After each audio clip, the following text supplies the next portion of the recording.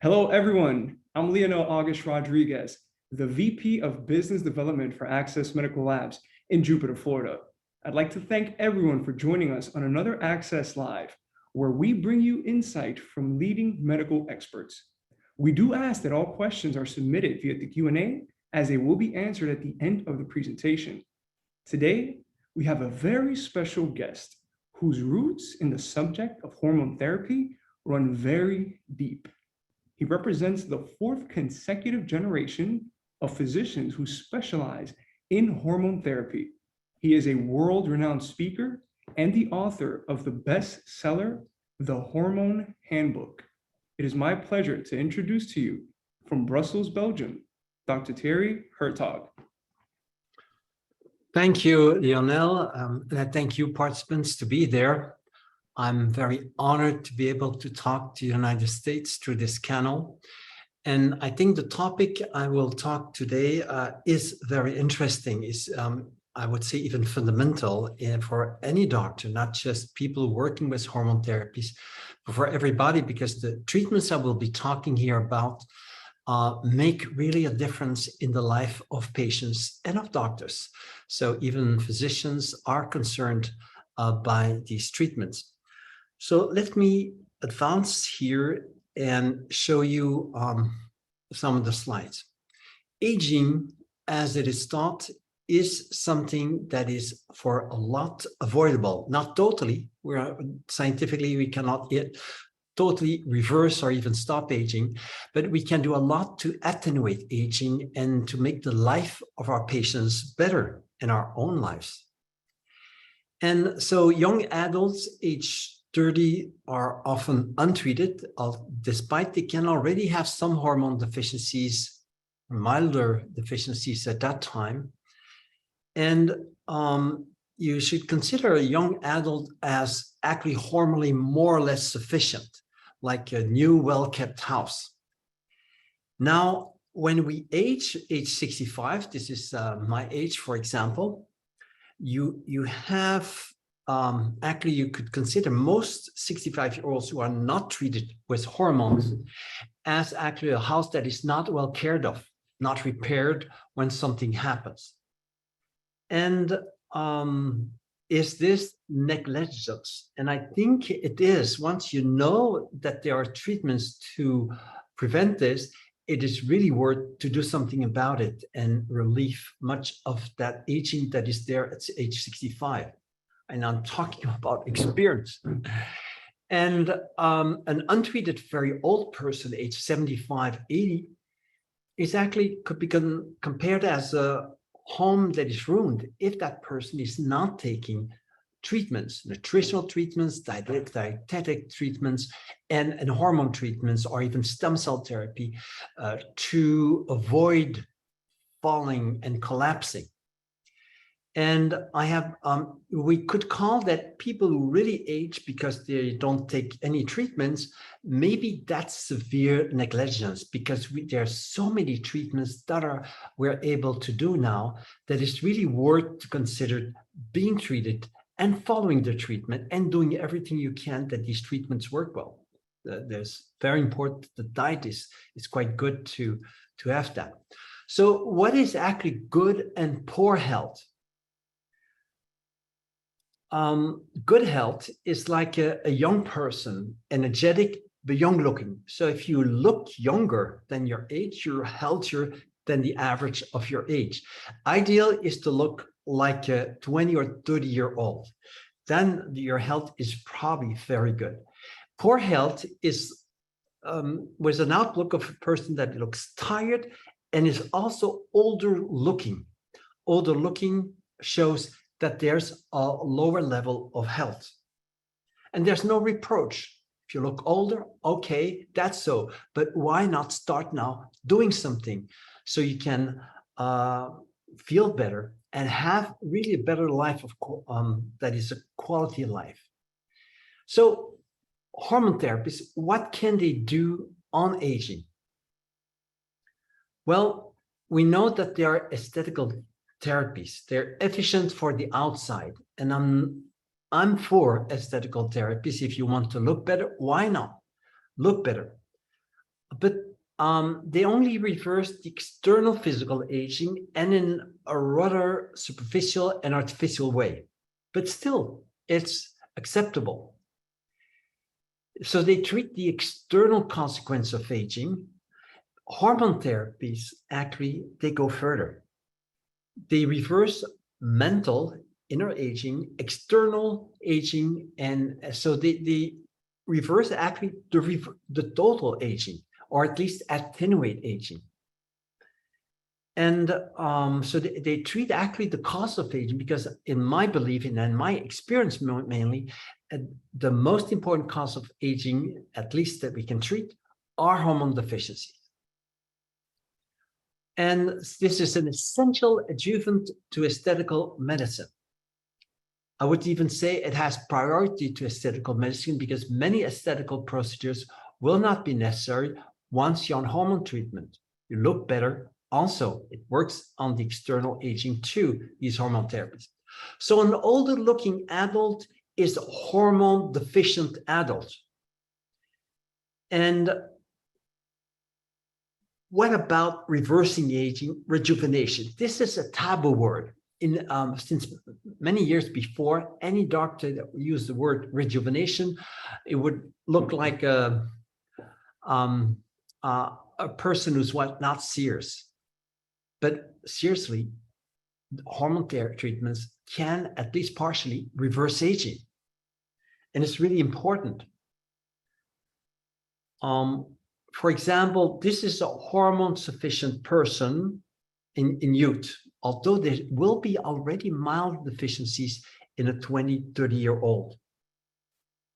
And then there's a progressive decrease in hormone production with a consequence with considerable aging when you get older. So when a person looks older, the person is more hormone deficient. The older the person looks, the more hormone deficient that person is. And it's multiply hormone deficient. So rejuvenation is important because as a physician, we are reversing disease. We're reversing an unhealth situation, a condition of lesser well-being. You see, for example, here that reversing aging with hormone therapies will be able to improve the physical appearance and will also get improved mental performance, psychological well-being. That's so important to feel good, because I really believe we're here for a reason. We're here for a reason to actually blossom, to be ourselves, blossom, and with this, by blossoming our personality, we will have better effects on people. And hormone treatments can contribute that. They take out parasite emotions so that you're able to be more yourself. You're healthier, you feel better, you're able to fulfill your destiny much better. So what is the scientific evidence that shows that hormone therapies can not only attenuate aging, but even reverse physical aging? It's not only physical aging, it's even mental aging. Well, there's evidence that hormone therapies can rejuvenate the physical appearance. You have a younger outlook, a firmer body. And for example, this is a person who looks older. That person is has multiple hormone deficiencies that are left untreated. And with multiple hormone therapies, you can get that sort of rejuvenation. And what are the hormone therapies that can improve the physical appearance? Well, many hormones, actually. The major ones are IGF-1, insulin-like growth factor 1, and growth hormone. They can very, very importantly reverse aging. And insulin also, we will see this, that insulin can relatively impressively reverse aging. Testosterone treatment is also important. Estrogen treatment, DHA is somewhat less important. Dietary therapy, even relaxing therapy also can reverse aging. Not only attenuate aging, also reverse aging, at least aging signs. There's also evidence that hormone therapy can decrease free radicals. We know that free radicals actually damage tissues. These electrons actually damage the lipids that form the layer of our cells. So our cells can perish. People with high levels of free radicals have an accelerated pace of aging. And hormone treatments are among the most potent, if not the most potent, to decrease free radicals. They are even often more potent than nutrients, antioxidant vitamins, and antioxidant trace elements. So free radicals, you see, can really damage tissues and cells. And the hormone treatments that can reverse those free radicals are about the same hormones that can reverse the other hormones, but there's other hormones like melanin-stimulating hormones, cortisol also, that can neutralize free radicals, oxytocin, and others that join the family of hormones that are there to protect us. Then there's also evidence that hormone therapies can lengthen telomeres. What are telomeres? Telomeres are the endings of the chromosomes. There are a few hundreds of nucleotides. And when these telomeres become too small, too short, that after each cell division, they become shorter, then the cells get into trouble and they cannot duplicate anymore. So when they're almost disappeared, the cell kills itself in a process called apoptosis. And fortunately, we have in our cells a telomerase enzyme that can really lengthen our telomeres, but most of our cells will, with aging, lose these telomerase enzymes. So it's important to have substances, to take compounds that can reverse this and can renew the synthesis of telomeres. You see here, the telomere length shortens with age, and it shortens about 30% between a 30-year-old and 80-year-old, and that shortening is already too much. So what are the hormones that are known to reverse that sort of aging by stimulating the telomerase enzymes? Well, IGF-1 again, growth hormone, insulin, estrogens, and epitalon, but also testosterone can do it.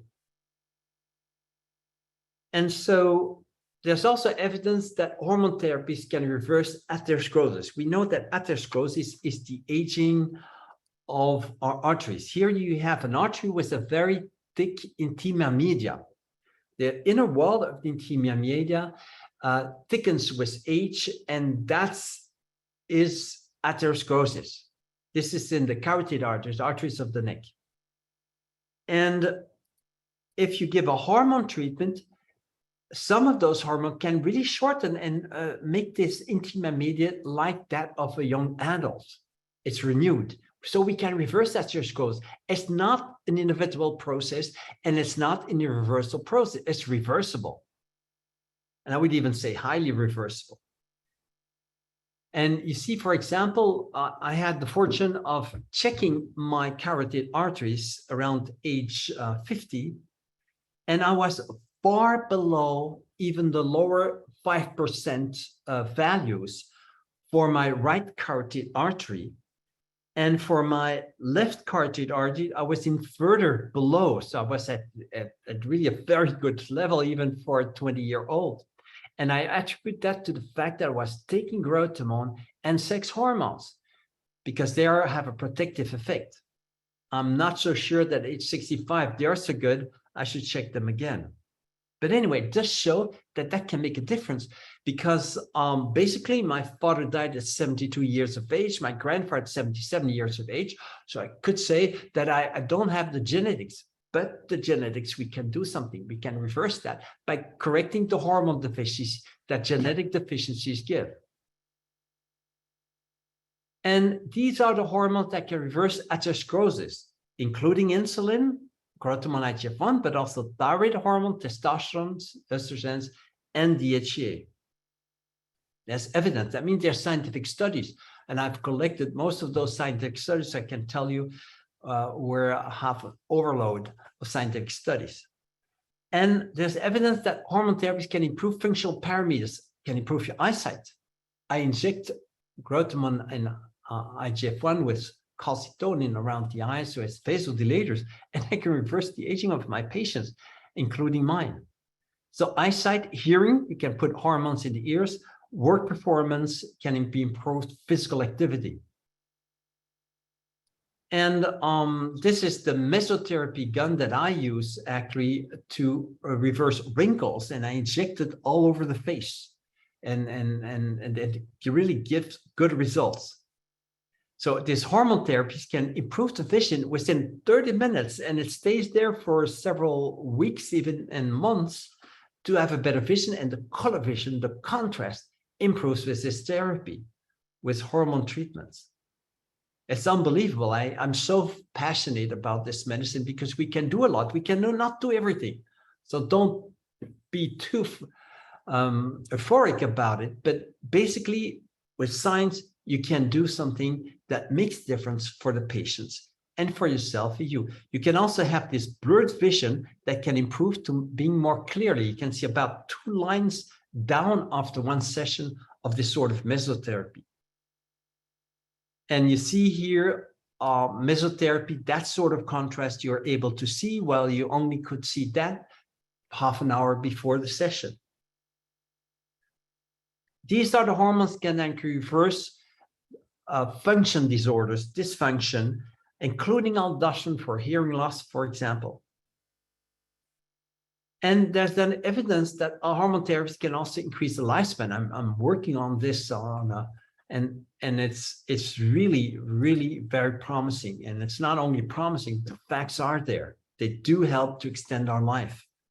These are all the hormones where there are studies showing life extending effects of hormone therapy. And it's not just 2 or 3 years, it's more. I believe that if you correct well a patient that eats correctly in order not to block any hormone treatments, that it's possible between 10, 15, or 20 years to have a longer life, and especially a healthy lifespan extra with these therapies if the treatment is well done. So hormone treatments can also reverse physical aging. And this rejuvenation from this person to that's not really the same patient. It's just to give you an idea that where we have to aim when we do hormone therapies. Well, in order to reverse aging, thyroid therapy helps, testosterone, growth hormone, in women, estrogens and progesterone, vasopressin, melatonin, DHEA, and many others like IGF-1, which is a major one, cortisol, aldosterone, oxytocin, MSH. Now let's look a little bit more deeply and give you some information about each separate hormone therapy, what it can do.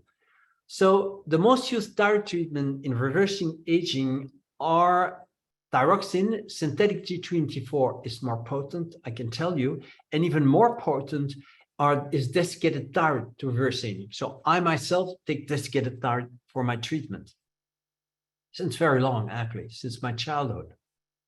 And otherwise I would have a puffy face, be slow, and not very active. So a patient in hypothyroidism, low thyroid function, has puffy cheeks and puffy eyelids and has hair loss, and look at the change within 2 or 3 months of a correct thyroid therapy, slim cheeks. And this is a picture of the early 1900s. Imagine, they were already able to do that. That was the first hormone therapy. This is a picture of patients of my great-grandfather, because it's already 4 generations that we treat thyroid deficiency. And it's still the same old story. Same treatment helps to have that sort of age reversal. Before, you look fatter, and without changing your diet, with thyroid therapy, you look slimmer. Again, untreated hypothyroidism, thyroid treatment, what it provides. And there are enough literature about this. It's well known that thyroid therapy helps to decrease obesity and weight gain. Now, what hypothyroidism also does, and what you may not know, is that with thyroid deficiency and vitamin A deficiency, there's generally vitamin A deficiency when there's thyroid deficiency, because you need thyroid hormones to be able to make vitamin A, the most important vitamin for the skin. You get heel fissures with these combined deficiency, and you get also yellowish foot soles, because the provitamin A, beta carotene, that is yellowish, accumulates. And you see with thyroid and vitamin A treatments, you get a reversal. The yellowish color disappears and the fissures also disappear. What about female hormone treatment? You think you know everything about female hormone treatment? I'm not so sure. Let's look at some of the information. Estrogen levels actually decrease with aging, and you get higher levels up to 30, 35, especially estrogens can be even higher at 35 than at 30 years because of a progesterone deficiency. In case there's a progesterone deficiency, the other female hormone, then generally there's an accumulation of estradiol. But anyway, sooner or later, those estrogen levels also decrease, and certainly at menopause. And you need to have an estradiol gel, transdermal, that's the best form in my experience, and an oral or vaginal progesterone. You can eventually use a transdermal liposomal cream, but the oral vaginal progesterone, generally in most women, works well. These are generally the safest and the most efficient treatment for a woman. Now, when you have a woman that is estrogen deficient with estrogen, she rejuvenates. She gets a more feminine face. It gets looser with age and it feminizes again with estrogens. But that's not the biggest change. The biggest change is that women get again this peps, this fire from within, this excitement that attracts men so much to women. It's a very antidepressant hormone. So you get a younger face, you get more humid eyes. Eye dryness and vaginal dryness is usually due to a lack of estrogen in women, and dry skin and wrinkles decrease. Little wrinkles, especially the little wrinkles above the upper lip. And so after 2 years of a treatment in postmenopausal women who have had the mesopause, if you give them placebo, lean mass, that is mostly muscle mass, can slightly increase, not significantly. And with an oral estrogen, it doesn't increase more. But what you see is that with a transdermal estradiol, you do have an increase of lean mass. So transdermal estradiol is better than pills with estrogen, more efficient.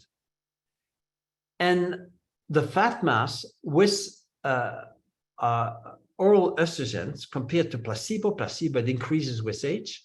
Oral attenuates it. So oral estrogens have some effect of attenuation of getting fatter.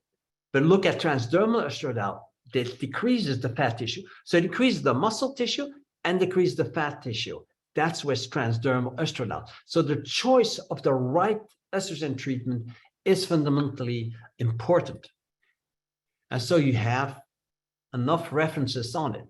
Now, what about atherosclerosis? With female hormone treatment, you can reverse this atherosclerosis. Maybe not completely, because atherosclerosis is usually due to many different hormone deficiencies, and you need to give all the hormone deficiency to get a very impressive improvement, but you get at least a mild or moderate improvement of atherosclerosis and reduction of atherosclerosis with estrogen. So you see that women that are using estrogens compared to never users show actually the current users that they have a decrease of the intima media thickness. The intima media thickness is on the average something like 0.7 millimeters, and there's a decrease of 122 millimeters. That's a lot. And on the common carotid arteries, this was in the internal carotid arteries, the common carotid arteries, there's a slight increase, but still significant. Now, in women who are using progestins and bad progestins, that are the synthetic progestins, that's not the good one. It's better to use the bioidentical, the natural one, the one that we make in our body, you have lesser improvement because those progestins counter the effect of the estrogens. And you see, you have here a further reduction in the intima media, 0.02 millimeters. That's not significant. So better to use estrogen alone or estrogens with the natural progesterone and use transdermal estrogens. You'll have better efficacy. What about the telomeres? We know that these telomeres are important. They may not shorten too much, or we start aging a lot, at least our cells. It's possible to have mice to make them unable to produce estrogens, and especially estradiol. And then there's a significant inhibition of the telomerase enzyme that is there to lengthen the telomerase. So the telomeres shorten in these mice quite quickly, and there's less cells in the ovaries. If you give them estrogen replacement therapy, you reverse the process. You increase the telomerase activity, and you increase the telomere length. So it's not a reversal process, it's a reversal process. Once again, thanks to a hormone treatment, and in this case, estrogen. And there are other, you even rejuvenate the ovarian tissue that grows again. What about breast cancer? Many physicians are concerned in breast cancer, you may not give estrogens. You might not be right, because there are 13 or 14 studies that show that it might be safe to give female hormones to women who have had breast cancer and had the breast cancer removed. Why? Because it not only neutralizes the risk of dying sooner of recurrence, but it decreases the recurrence and it decreases the mortality. Here's one of the studies. They're all short studies that we have. Unfortunately, we don't have bigger studies. But if you don't use any estrogens, but you use testosterone pellets, for example, you have a strong decrease of mortality in the next 5 years in women with breast cancer. So giving sex hormone after breast cancer is possible, is scientifically recommendable, but you need to do it correctly with progesterone if you give estrogens. If you give estrogens, the effects are even better. Estrogens with testosterone or with progesterone, you have very little mortality, 6% in the next 5 years rather than 33%. So that's 5 times less. What about testosterone treatment in men? Testosterone treatment can given by transdermal liposomal creams. That's my favorite for younger men. For older men, testosterone enanthate or cypionate injections are probably better. And pellets are also good. And testosterone indicanate injections, that's every 2 months that you give an injection of 1,000 milligrams. And testosterone levels, we know, decline with age, and it starts actually to decline from age 25 on gradually. Every 4 seconds, a man loses a cell able to make testosterone. Imagine.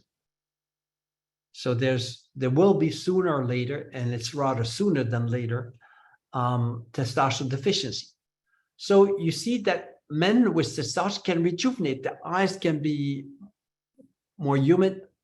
The eyebrows, inner eyebrows, can enlarge again. The skin gets less dry. The face gets firmer and has more color, firmer muscles, and even you can recover upper head hair loss by testosterone on condition you slow down the conversion of this testosterone to dihydrotestosterone, which is the male hormone that makes you lose hair.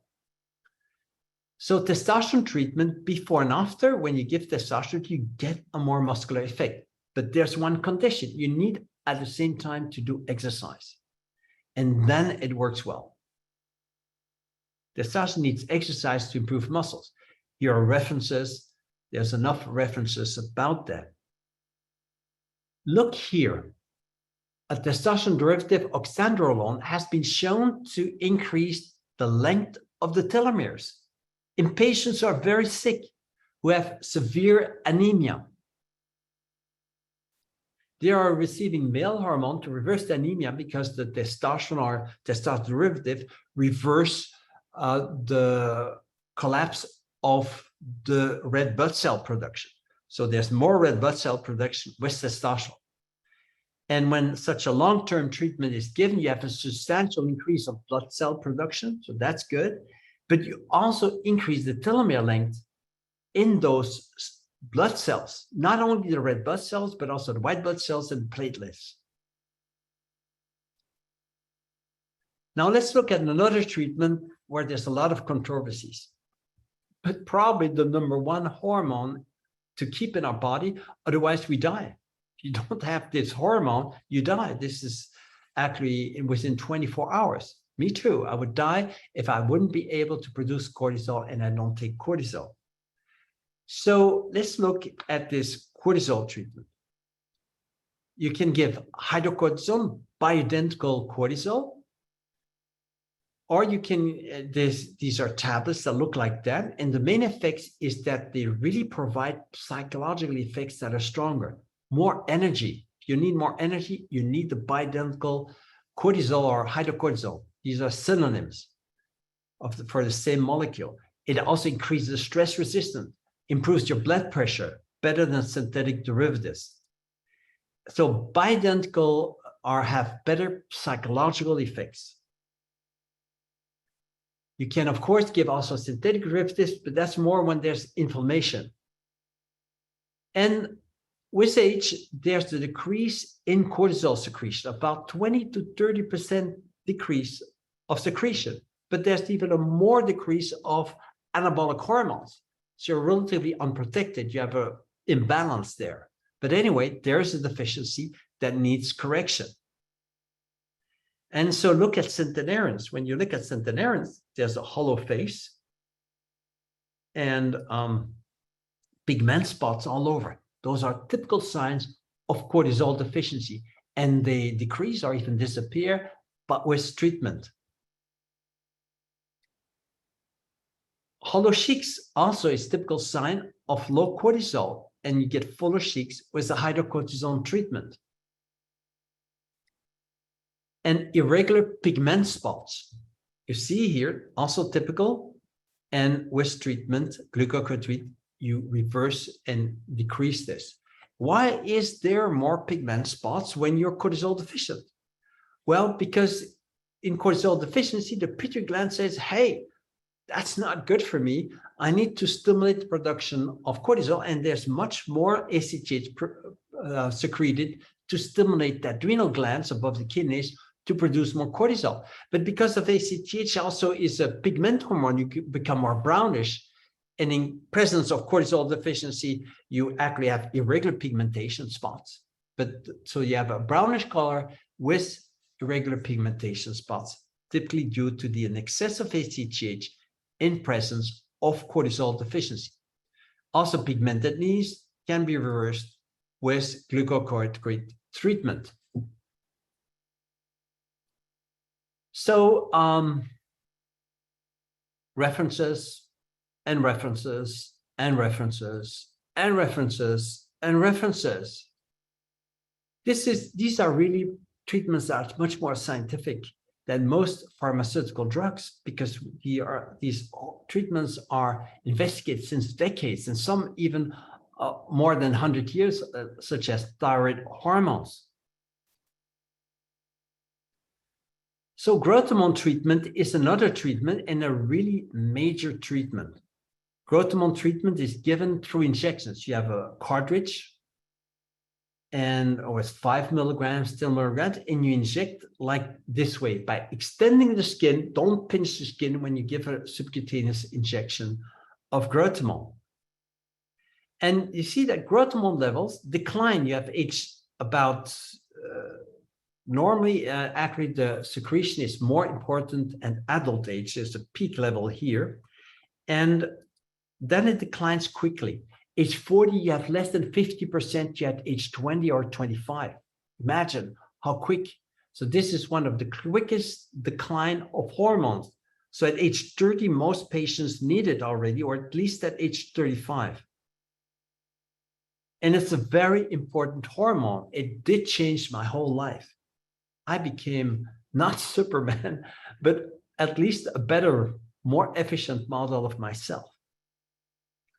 It gave me inner peace. It gave me ability to do multitasking. It made me a sort of big boss rather than a small boss.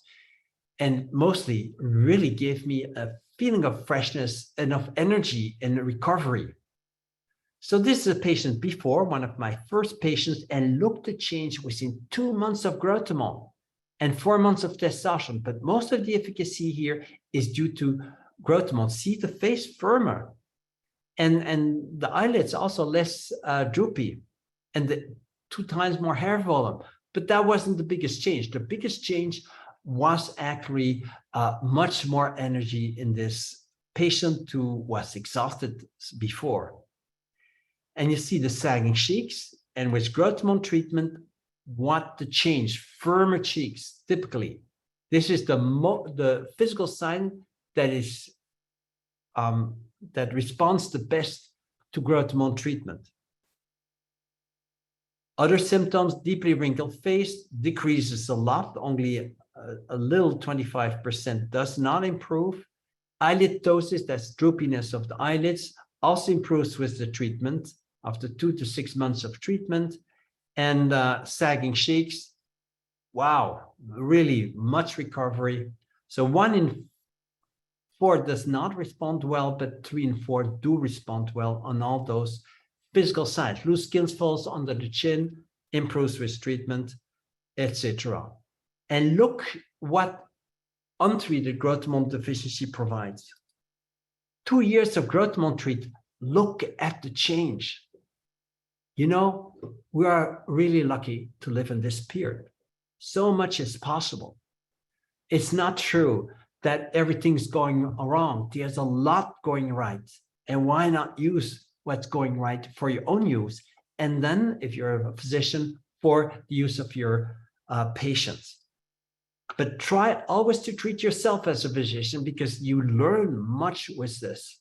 And we have very good training programs in the Hertoghe Medical School that really helps you to do it correctly without doing errors. And if you do an error, how to correct it quickly. So you really need to do a good training, but it's really worth it, because it will change your practice and will change your patients, and they will show so much gratitude. So this is before growth hormone, and this is what happens with growth hormone. This is a study on patients who had developed during their adulthood growth hormone deficiency, like most people do. And imagine with growth hormone, you had 2.5 kilos more muscle mass. 2.5 kilos, 3 kilos of water more in the body, and 6 kilos of total body fat back. So the body got firmer, more muscles, less fat, more hydration, more water, less visceral fat. We know the visceral fat is a fat in the abdomen, and that is linked to more disease. That decreases. That's the fat that the most decreases with growth hormone. So you prevent diseases, or at least you decrease the likelihood of them or the severity. And there's an improvement of IGF-1 levels, the total and free T3, so your thyroid function also increases very well with this treatment. And there's a strong, substantial decrease of psychiatric and psychological symptoms.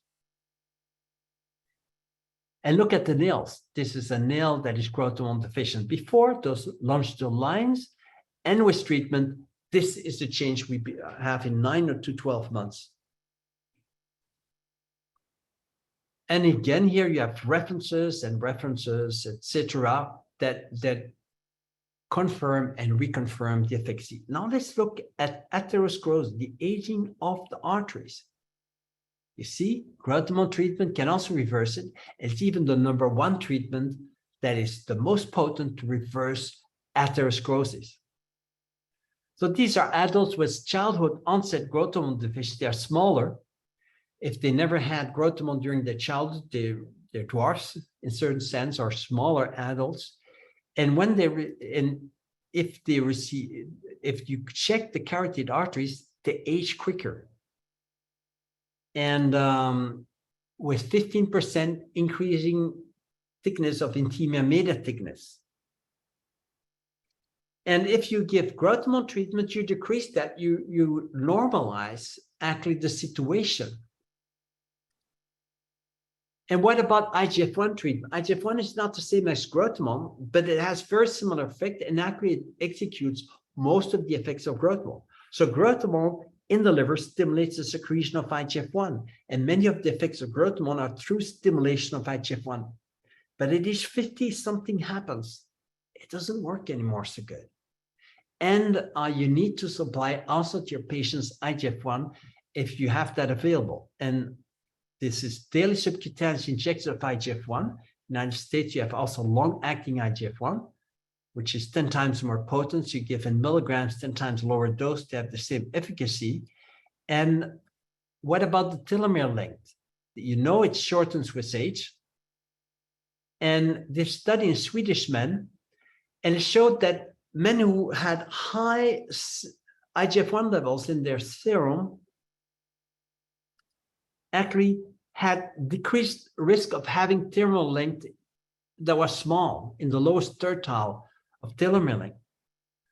So high IGF-1 levels are linked to greater, better telomere length. That means that patient is younger. Cells of the patient are younger.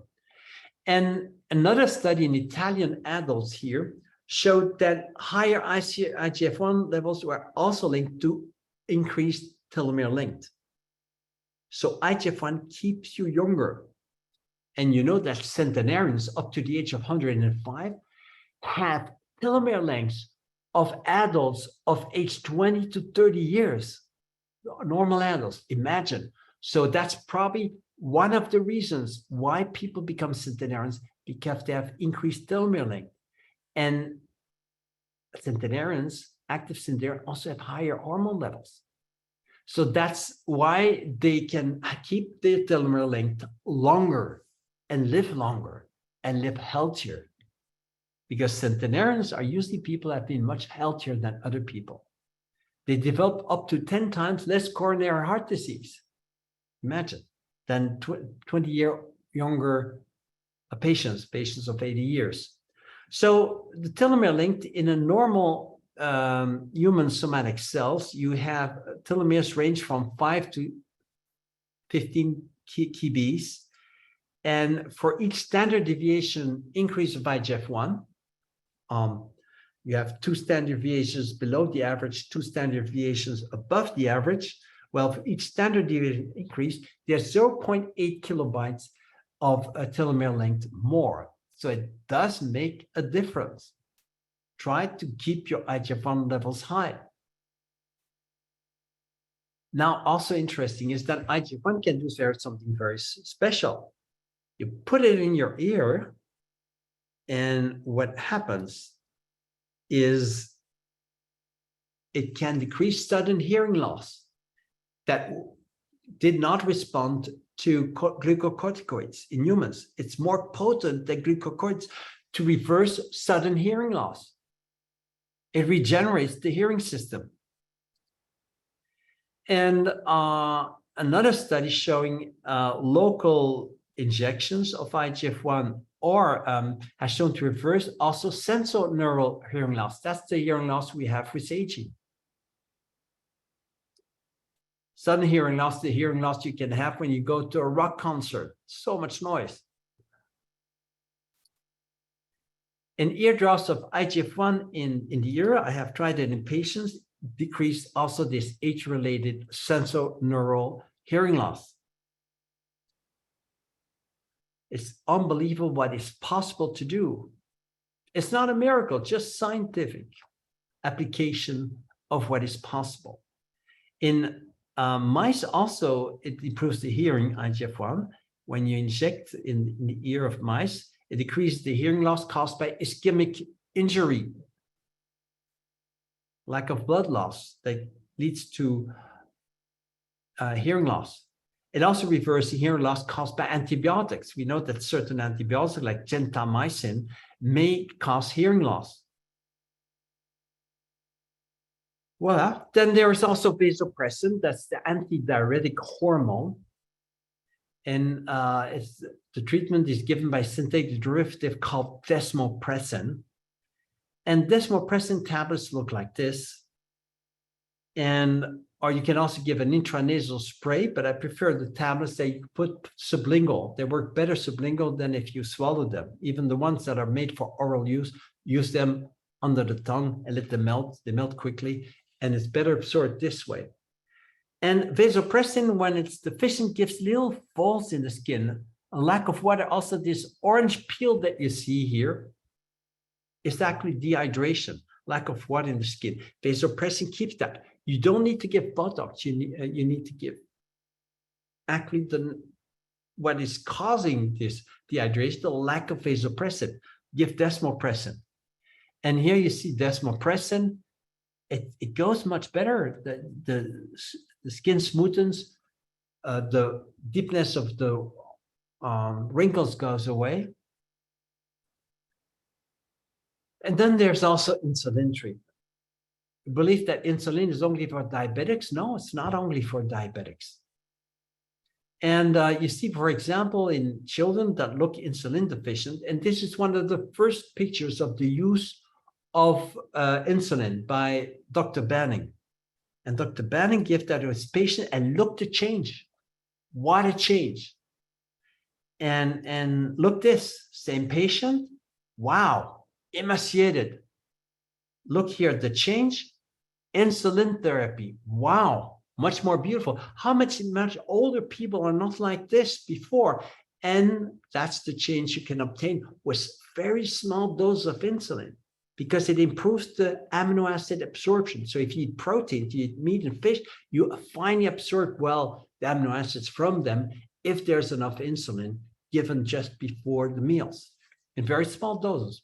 1 or 2 units may be sufficient. Here's also a patient, a doctor actually who changed with the treatment. Look at the change. Wow. Was always too thin, and here look how much better. And how can you explain that insulin works? Well, these are cultured human fibroblasts, these cells here, there, okay? And insulin will increase the amino acid absorption in the fibroblast. It will do this also for the muscle cells. It will improve their absorption. And so that's how it works. You finally have amino acids going in. Now let's look finally to melatonin. Melatonin you've heard so much about, but let's look at what it can do. When you have an aging skin, you apply melatonin, it reverses the aging of the skin. It stimulates proliferation of skin cells, keratinocytes. And look at the change after 5 years with vitamin C and melatonin, looks younger face and also less pigmentation on it. Before and after, these are real pictures by patients from Professor Tutino, who was really a pioneer in reversing the aging of the skin through melatonin given topically after 5 years. You see here, lipid peroxidation. Now, also interesting is that melatonin can keep newborns alive if they are infected.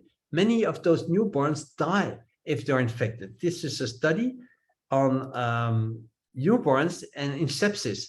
And you see that they have a lot of lipid peroxidation products. So they have too much free radicals that damage tissues, and that becomes lipid peroxidation products.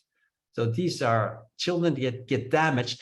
But these children with sepsis, if they receive 2 times 10 milligrams per day of melatonin, which is a high dose, but not a toxic dose, see the difference. It completely calms down this excess of free radical damage. And I can tell you, it keeps those patients, those newborns alive, while 30% newborns die. If they don't receive melatonin, there's no death in those who get the melatonin, 2 times 10 milligrams per day. Pinealectomy, you take out the pineal gland that produces melatonin, and that creates in the mice that get that skin fibrosis, an accumulation of collagen. All this red is an excess accumulation of fibrous tissue. And if you give melatonin, much better, much less fibrous tissue. And we know that with aging, many get more fibrosis in the skin because maybe of the lack of melatonin. It's an anti-inflammatory hormone. Then there's finally also aldosterone. Aldosterone, you can give oral tablets of aldosterone. And what happens in fludrocortisone, best is to give normally, if there's low blood pressure, a sign of low aldosterone, it's better to give the fludrocortisone, which is a safe synthetic derivative of the bioidentical aldosterone, because fludrocortisone stays longer in the body. Aldosterone has a short-lived action, 4 or 5 hours, while the fludrocortisone is more than 12 hours. So if you give it in the morning, you have enough for the day. You can also give aldosterone drops for reversing hearing loss in a spray. And we see that patients with presbyacusis, that's the age-related decline in hearing loss, have actually half the levels of aldosterone in their blood. And the lower the aldosterone levels, the less they can hear actually in the right and left ears. So sensorineural hearing loss is the hearing loss we have with aging. It's actually not here that the problem is. It is in the inner ear and maybe in the brain. And you don't hear well very high tones. Low tones is more or less a case, also decreased, but not as much. And with lower serum aldosterone, it affects the inner hair cells, these inner hair cells that are here with little hairs. It's mostly here that there's aldosterone receptors. And that's how these hair cells look, with these hairs that there's fluid in, and then by fluid, when there's fluctuates the fluid, you hear sounds. So aldosterone is very critical there. This is the experience told by Dr. Jonathan Wright. The one is this patient was not hearing well in his right ear over 3 weeks and had a lot of complaints of aldosterone deficiency, but it wasn't recognized as aldosterone deficiency in the beginning. He had dizziness, weakness, etc., because his blood pressure was probably low. Typical signs of low aldosterone. 1.5 years later, he also lost the hearing in his left ear. And there was actually prednisone given that returned this hearing loss. Sudden hearing loss can respond to glucocorticoids, but he had also at the same time very low levels of aldosterone in the 24-hour urine in 2 samples. And because of that, he was started on bioidentical aldosterone 2 times under 25 micrograms per day. And his hearing returned within weeks. And then each time he stopped because it was better, and then he lost again his hearing. And he took again aldosterone tablets, and then it went better again. So he finally stayed on this treatment. And we see that also in mice, when you give an antagonist of aldosterone receptors, they block the aldosterone action here. And in that case, there's a progressive loss of hearing, and that is actually with aldosterone supplementation countered, completely opposed. So aldosterone is very efficient to counter hearing loss, and you have references enough that support this evidence. Okay, so here I've given you a lot of information of how hormone therapies can reverse it, but there's so much more. I have a whole module on that. I have a whole book on that is really fascinating and that I really recommend you to read. First of all, I'll tell you about my next events for those who are interested. Several of those are free. First, I will be in Warsaw for a one-day workshop on the 2nd of November. And here's also, if you need to contact us, I have a website where you can get all the information on hertoghemedicalschool.eu, or you can contact directly my office at office@hertoghe.eu. And here we have also in a question and answer session that I have for the students of my training program that is the highest quality among those that I present. That's called evidence-based hormone training. Really, really interesting. And that will be on the 9th of November. And then on the 16th of November, I will give a free webinar on longevity. I also gave already a free webinar in September, so you'll get new information. And it's I can tell you, it's interesting. I'm fascinating about how much we can do to live longer and healthier, and several of those things will be told there in this webinar. On November 25th and 27th, I will be in Sao Paulo in Brazil and give there also a longevity workshop. And on December, between 8 and 12, I will give a pre-conference longevity workshop, a full day. You will get the best of the best that I can give there. And I will talk also on the main session about cortisol. Is cortisol not the #1 longevity hormone to make you live longer and to feel better? But how to feel better, how to make it safe, will also be told there. And then, so my free webinar, Wednesday, November 16, these are the hours. It's 8 p.m. in Brussels, 2 p.m. in New York, 1 p.m. in Mexico City, and 3 a.m. in Manila. I have a lot of Filipinos often that are assisting this webinar. And how to learn more? You can learn more on reversing physical aging. This is the model that I sell the most. It has 8 online sessions on everything, how to reverse aging, from nutritional therapies, dietary interventions, and from environment, pollutants, and then how with basic hormone therapy to reverse, and how you work specifically into details. And this is the book on reversing physical aging, where you get a lot of information, more than 1,000 pages of information with a lot of references. So very strongly, but a lot of practical information, the information that you really want to have. And for physicians, this is the first book to acquire. If you want to learn about more, you can go to 200 workshops. You won't get the information that is so well structured as in this book, that gives you all different aspects, also how to solve problems during treatment, how to interpret laboratory tests, which laboratory tests to do, what are the symptoms, what are complaints, how to do the follow-up, and so much more, with a lot of references. And this is atlas with more than 650 pictures of hormone deficiencies and hormone excesses. You have 20 hormone deficiencies and 19 hormone excesses, and you even have references.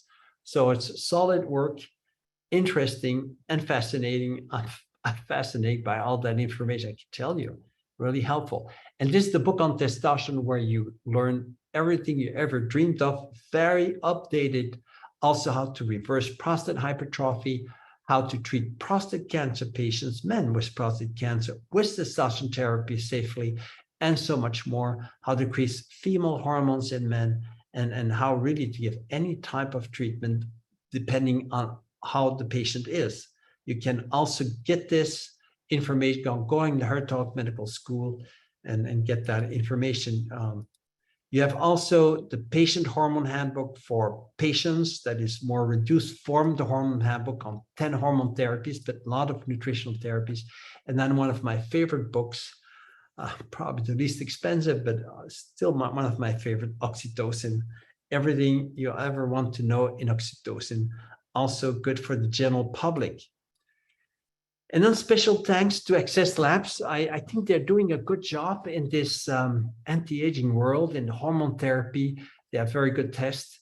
So I'm really happy to cooperate with them. If you want some contacts, you can go on our link and on our Facebook and YouTube channels, etc., and get all this information. So you can photograph this picture and get that information.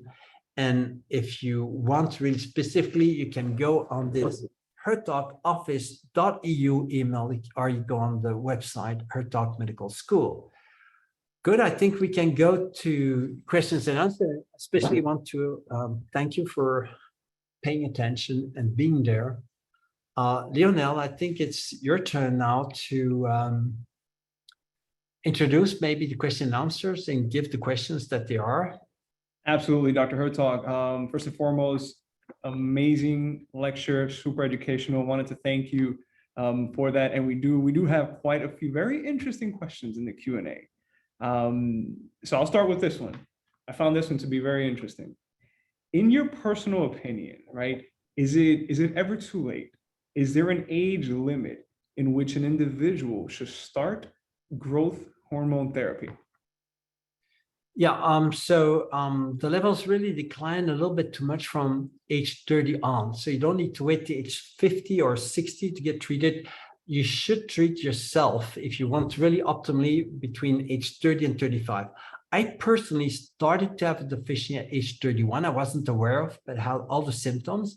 And various symptoms was that when I slept 7 or 8 hours, I could not recover.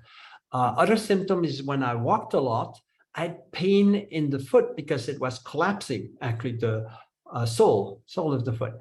And that disappeared at age 38 when I started the treatment, and I could sleep less and was fresher in myself. So I believe that it's between age 30 and 35, that would be the optimal age, and then never an age too late to start.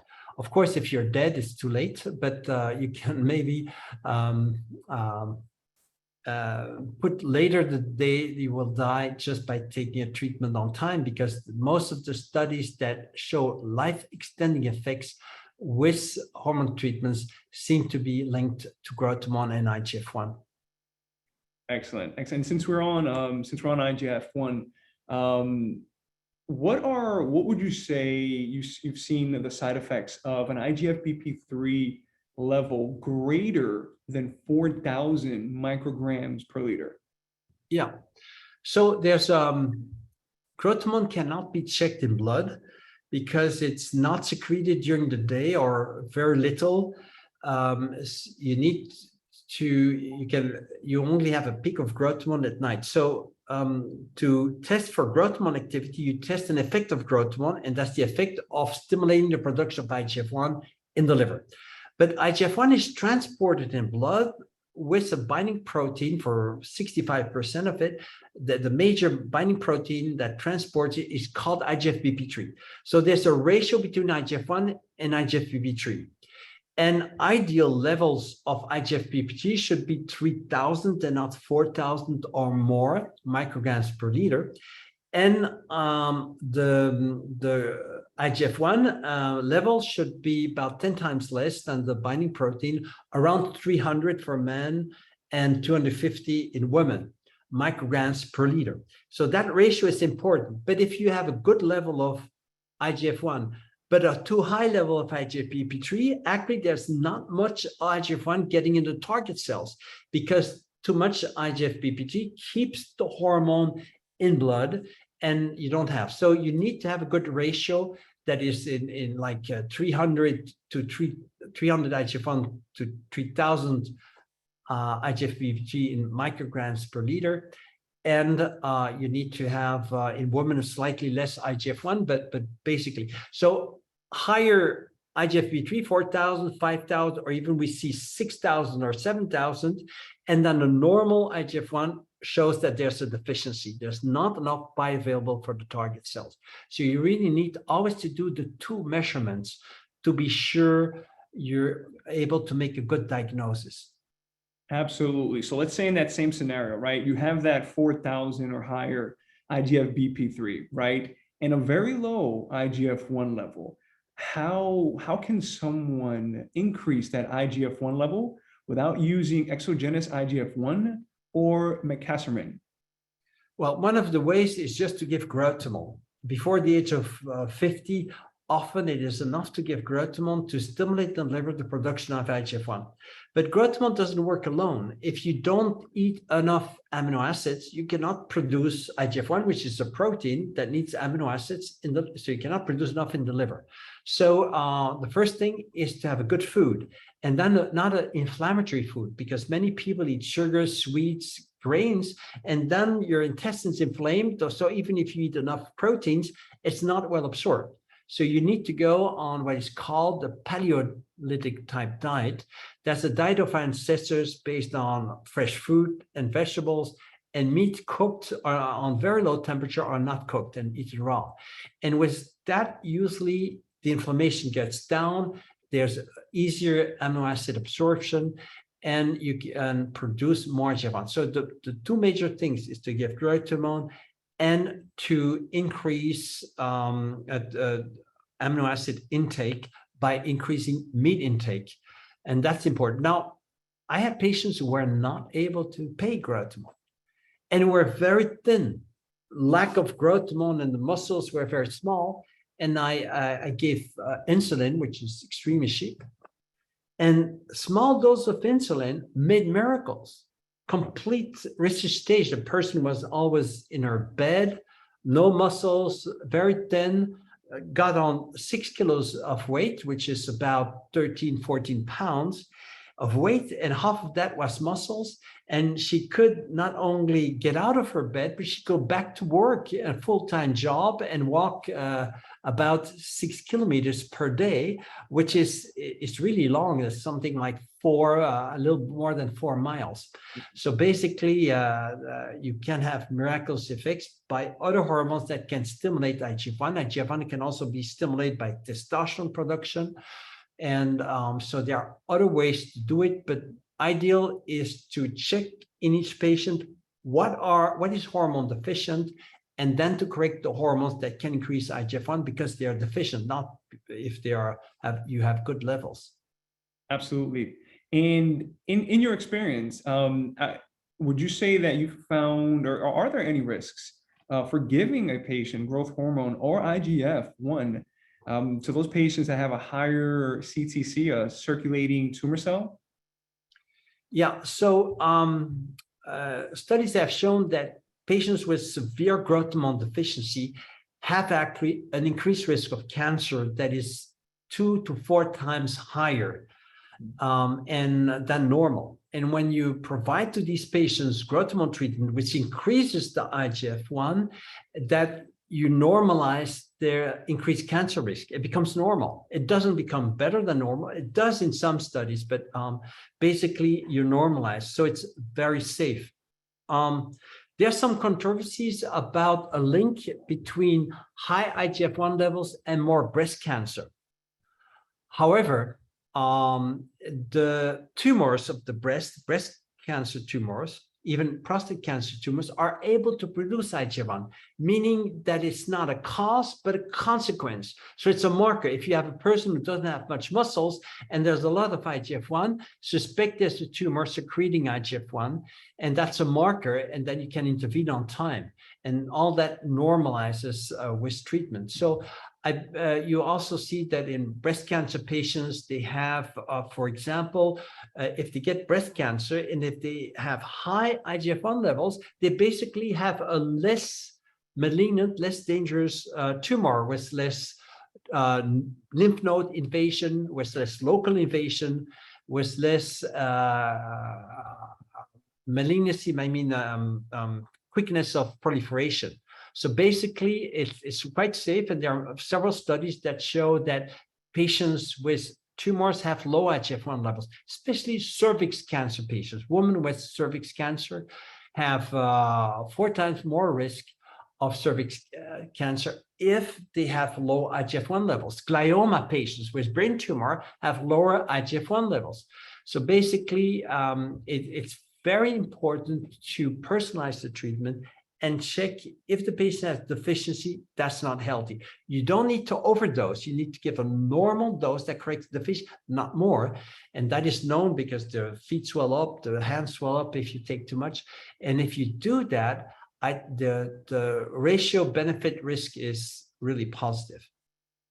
Thank you for that. And I'm going to step away from the IGF-1 and IGF-BP3. I know I asked you quite a few questions pertaining to the two. So the next question is, right, an individual with chronic kidney disease, stage 4 of chronic kidney disease, are there any hormones that you would recommend to help, if any? Yeah, so the hormones that have shown to improve the kidney function, in particular, what is called the glomerular filtration rate, the rate of urines going through the kidneys and being well processed, that glomerular filtration rate is improved with several hormone treatments. Thyroid therapy is quite efficient, but it's not sufficient on its own to reverse kidney failure. But what may possibly even reverse kidney failure even is growth hormone treatment and IGF-1 treatment and testosterone treatment. So these 4 treatments are actually the ones that are most efficient. Of course, you shouldn't wait too long till there's no blood going anymore in the kidneys, because in order for these hormones to work well, there must be enough blood flow in the kidneys. So it's better in the preliminary stages and in the stages where there's not a complete kidney failure, because in complete kidney failure, there's almost no blood supply anymore to the kidneys. That might be too late then. So to start early, as soon as there's decline, it's really worth to correct it. I would even try to prevent the declines by, as soon as the levels of these hormones are low, correct them, because your life is so much better and that of your patients is so much better.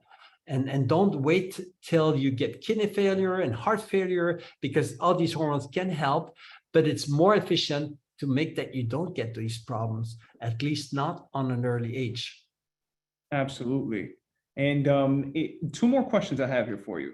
So do you check the PSA level before testosterone therapy in older men? Yes, not only do I check the PSA, the total PSA, but also what is called the free PSA. There's a ratio. If there's not enough free PSA, there's a little increased risk of prostate cancer. Now, I must say that most men after age 60 have prostate cancer cells, and it shouldn't be treated because very little of those prostate cancers ever developed into a dangerous prostate cancer. So basically, but I still look at the PSA and the free PSA, and if the PSA, and I also check always the prostate. So I try to get my patients, at least the first time, not to do an internet consultation, at least not if they have high PSA, and to check their prostate. And because I can know quite well if there's prostate cancer or if there's on this examination, and if so, I will send to the urologist to make further research. But we are able to reverse prostate hypertrophy and decrease prostate cancer. We can reverse prostate hypertrophy by putting suppositories of progesterone locally near the prostate. And we can also slow down the space or even reverse prostate cancer by giving suppositories with all the nutrients that are known to decrease the prostate cancer risk, like selenium, vitamin A, coenzyme Q10, iodine, etc. So I propose to my patients to take that with good results. And then you have also some oral treatments to take, like oral selenium, oral vitamin A, that are helpful to improve the PSA. Excellent. In Excellent. the free PSA. Wonderful. My final question. Apparently, this is a controversial one. So, in your opinion, is growth hormone better administered in the morning, afternoon, or evening? Or is there a time? Only in 98% of the patients, growth hormone has to be administered at night. When you give a hormone, you need to follow what is called the circadian rhythm. That's the rhythm of secretion during the day and the night. And most of growth hormone is produced 75% in a peak, the first 3 hours of the night. So before bedtime, you inject and you mimic the peak, because at that time, there are more receptors for growth hormone than there is in the morning, for example. Also, one of the reasons is that growth hormone has the ability to decrease cortisol. So if you do that at bedtime, you decrease cortisol, you sleep better. And growth hormone indeed really improves the sleep. It's one of the two major hormones to improve the sleep. One is melatonin to fall asleep, but for the quality of sleep, for the deep sleep, growth hormone works. So you have a better deep sleep, and that's great. If you would inject the growth hormone in the morning, you would lower your cortisol. But in the morning, there must be a peak of cortisol. So it will somewhere damage the secretion of cortisol, and you might get much tired. There is rarely an exception. And the exception is some people, when they take growth hormone, they wake up and they don't fall asleep because it stimulates their thyroid function a little too much. And exceptionally in those, it may help to give growth hormone in the morning. But normally, 98% of patients, in my experience, really do better when they take the growth hormone in the evening before bedtime. In the evening before bedtime. Excellent. Excellent. Dr. Hertoghe, we cannot thank you enough. We have audience members from around the world. Again, thank you for the lecture. Amazing presentation. To the audience, we will have this video posted on YouTube. Thank you all again, and enjoy your night. Thank you, Lionel, for your kindness and your good questions, and it's very clear. Thank you. Pleasure, sir. Thank you. Thank you. Lab. Thank you. Bye-bye. Bye, everyone.